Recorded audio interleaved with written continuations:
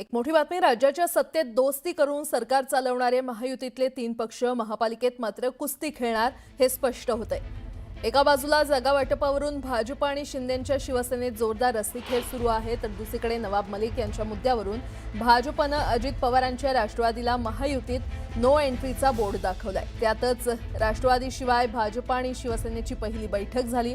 या बैठकीत 142 जागांचा तिढा सुटल्याची माहिती सूत्रांनी दिली आहे। त्यानुसार शिवसेनेला 52 तर भाजपच्या वाटेला 90 जागा येणार आहेत। तसंच पुढच्या बैठकीत उर्वरित जागांवर चर्चा होणार आहे, तर 150 पेक्षा जास्त जागा जिंकण्याचा नारा महायुतीनं दिलाय।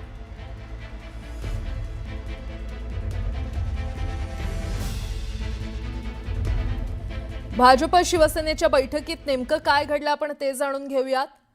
महायुतीच्या पहिल्या बैठकीत 142 जागांचा तिढा सुटला असल्याचं कळतंय। शिवसेनेला 52 तर भाजपच्या वाट्याला 90 जागा येणार आहेत। उर्वरित 85 जागांवर गुरुवारी चर्चा होणार आहे, तर अंतिम जागा वाटपावर फडणवीस आणि शिंदे निर्णय घेणार आहेत। ठाकरे आणि काँग्रेसच्या ताब्यातील जागांवर चर्चा यावी होणार आहे, तर महाविकास आघाडीच्या ताब्यातील काही जागांवर भाजपनं दावा केलाय। मुस्लिम बहुल वॉर्ड शिवसेनेला सोडण्यास भाजप तयार असल्याचं कळतंय। ठाकरेंची शिवसेनेच्या ताब्यातील जागा शिवसेनेला मिळणार आहे आणि दोन्ही पक्षांनी केलेल्या जागांवर शेवटी निर्णय होणार आहे।